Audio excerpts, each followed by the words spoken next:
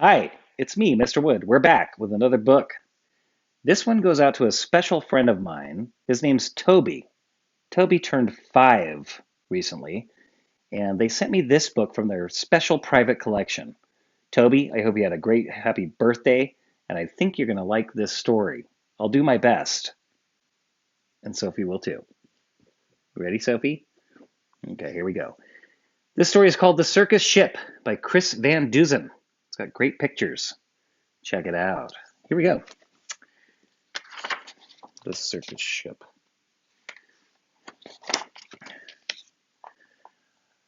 5 miles off the coast of Maine and slightly overdue, a circus ship was streaming south as in fog as thick as stew. On board were 15 animals who traveled to and fro. The next day it was Boston for another circus show. The captain, Mr. Carrington, was honest and sincere. He thought that they should drop the hook and wait for things to clear. But Mr. Payne, the circus boss, was terribly demanding. He stomped up to the helm where Captain Carrington was standing and screamed, "Don't stop! Keep going! I got a show to do! Just get me down to Boston town tomorrow, sir, by 2." He does not look happy. Then came a crash and an awful bash. Things flew into the air. The ship had smashed into a ledge that no one knew was there. Ew. The shattered ship began to tip, then sank without a sound. The splashing, thrashing animals swam round and round and round.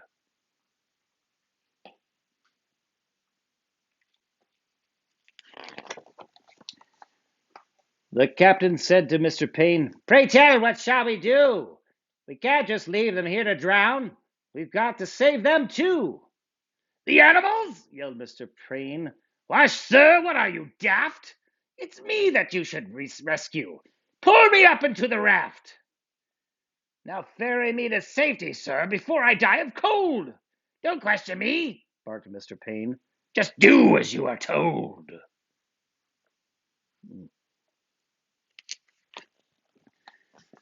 Through chilly water all night long, the animals swam on, until they reached an island beach just before the dawn. They pulled themselves up on the shore, bedraggled, cold, and beat, then staggered to the village on weary, wobbly feet. Oh, they look exhausted. Poor animals. The people in the neighborhood had just begun to rise, and when they saw those animals, they had to rub their eyes. They thought they saw an elephant, but wait, how could that be? And what's that little monkey doing in the cherry tree? Oh, monkeys.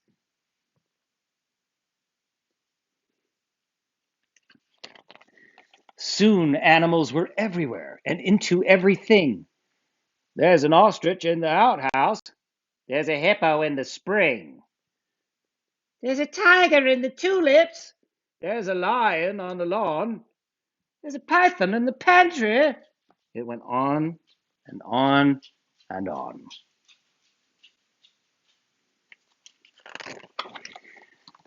Mr. Hood was stacking wood and nearly jumped a mile when he found the alligator sleeping on his pile.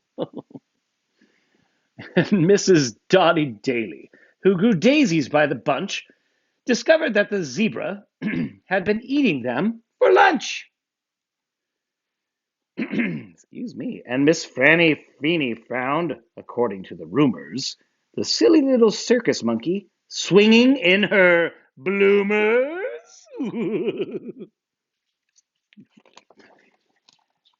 But everything changed quickly, like the turning of the tide. The night the abbot's shed caught fire, with Emma Rose inside. From high above the abbot's farm, the tiger saw the shed. The sight of smoke and fire triggered something in his head. He jumped through flames 1,000 times back in his circus days. So he ran past all the people and leapt into the flames.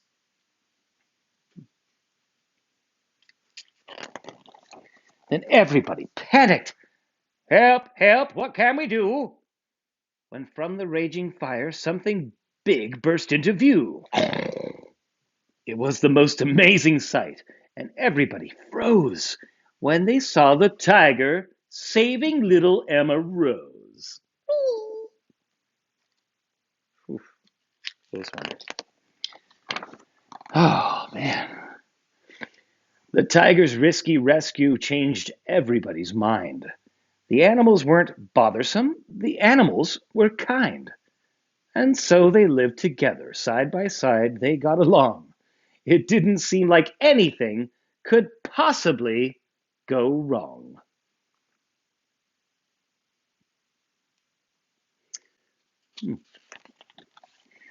Then Little Red, the messenger, came running with the wind.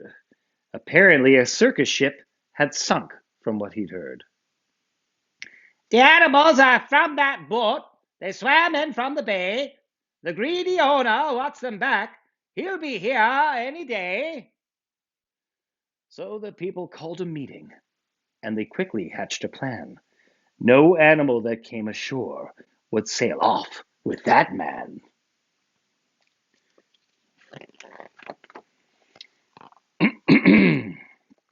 The next day, at the crack of dawn, a ship was at the pier, and up the lane marched Mr. Payne, whose voice was loud and clear. I am the circus owner. My ship sank in the murk. I've come to find my animals and put them back to work. Oh, I do not like this guy. He hiked until he came into the center of the town. His face was red, he scratched his head, and stood there with a frown. Mr. Payne looked high and low, but still he couldn't see the 15 circus animals of his menagerie. Wait a minute. There's one. There's one. The monkey. Wait a minute. Wait just a minute. That's a bear. An ostrich. Wait a minute. They're hiding. He ran around the alleyways.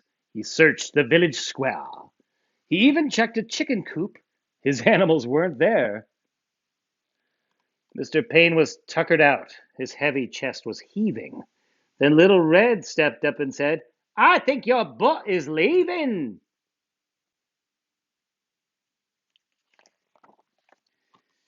He ran off in a fit of rage. His ship was leaving sight. So he jumped into a rowboat and he rowed with all his might. Serves him right. And from that day, they like to say their lives were free of pain. It was a happy, peaceful place upon that isle in Maine. There he goes. The end. Happy birthday, Toby. And I hope you like this story, you guys. It's good to be back. Take care of yourselves. Wash your hands, and we'll see you tomorrow. Peace.